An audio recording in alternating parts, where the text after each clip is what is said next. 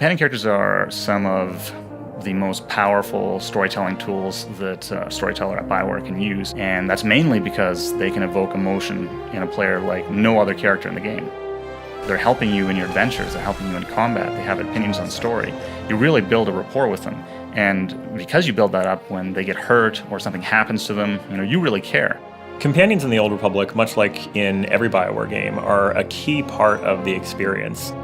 When we first started figuring out the companions for the different classes, step one was the basics. Things we knew we needed to have in there somewhere, things that were going to touch on sort of the cornerstones of Star Wars. So we knew we wanted some droids, you wanted some big aliens, you wanted sort of the lovable people, you wanted the romantic groups.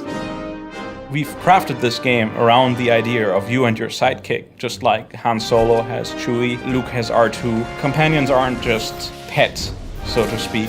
They're much, much more. They're more powerful for once.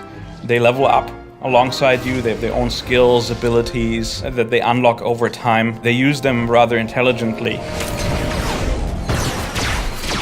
We spent a lot of time on the characters working with the writers, especially on the ones that were the love interests. Was always the thing, is we'd come up with a character and we'd want to give that face a certain character, right? So you give them kind of a bent nose or a big scar across their face, and the writers are like, yeah, I'm supposed to be romancing this guy, and you just disfigured him. So we'd have to go back to the drawing board. Fantastic. Glad you could open up. With over 40 companion characters in the game, one of the things it allowed us to do was have a huge variety in the experience, not just within one class, but class to class. They're wildly different experiences. We have the most evil, the most good, and a lot of very nuanced characters. People are not just tied to light side, dark side, and it takes a little bit for characters and when players are playing, for them to sort of get used to it. What we ended up with is making sure that every class gets access to the 5 roles of companions that we have in the game, but not necessarily in the same order, because that is dictated by the story. What we did there is try to make sure that you got the role that is most useful to you at the earliest point in time.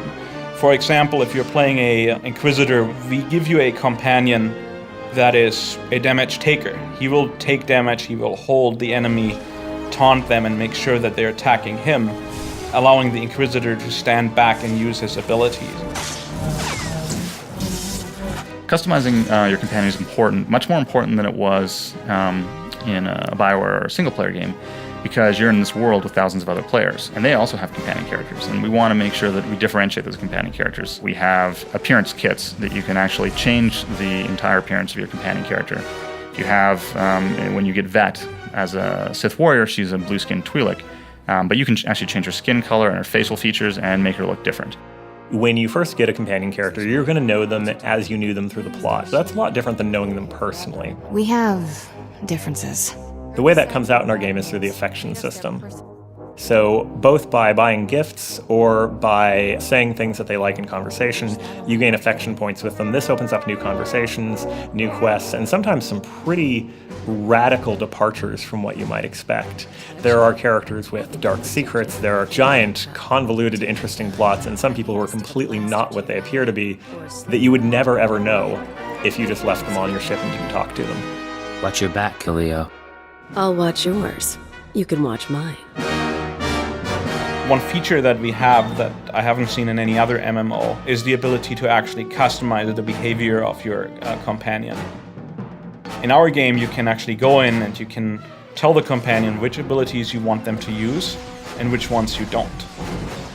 They're a real member of your party, and they have a full selection of abilities. And in addition to that, they're actually able to do things such as do your crafting. We have crew skills, which allows a companion character to actually craft for you. They'll build with crafting materials the crafted items you want them to build. It's like you're the taskmaster, well, especially if you're a Sith, and you're getting them to make the stuff you want them to make. You're more to me than just my master. You do know that, don't you? You're much more than a Padawan to me. I thought so. Romances bring a depth and a complexity and a realism to the feel. It feels like these are real people. Say it with me. I'm better than Temple in every possible way. Obviously, the love triangles and things like that can bring a little bit of extra tension there. They're not things that you have to get involved with if people are not into the romance aspect. But if it was missing, I think it would seem very strange. Good behaving. Did you notice? Of all the companions, probably Vet is my favorite. She's sassy, she talks back, and you're like this evil Sith Lord guy in training, and you just get to shock her when you want to. It's just all really well done. Doesn't even hurt anymore. For pure, just squeal excitement, I love Blizz. The first time I saw Blizz, I was incredibly excited. The first time I saw Randy Beagle's writing of him, Blizz is so charming. I want a plush toy of Blizz more than anything else in our game. I think mission statement number 1 was the companion needs to be something positive. That meant a lot of work, a lot of iteration on features like pathfinding, artificial intelligence, and their abilities to make sure that they don't do frustrating things. I think we really achieved a point where they're going to feel like a solid addition. You know, one of the things is for me in any of the Bioware games with the companions is always kind of that first decision where now you have more companions than you can travel with, right? And the idea of even leaving one of them home is painful. I think that's when you know you've developed good companions. I think you're going to find players are going to talk about their favorite companion characters once they start playing this game. It's going to be one of the touch points of Star Wars: The Old Republic.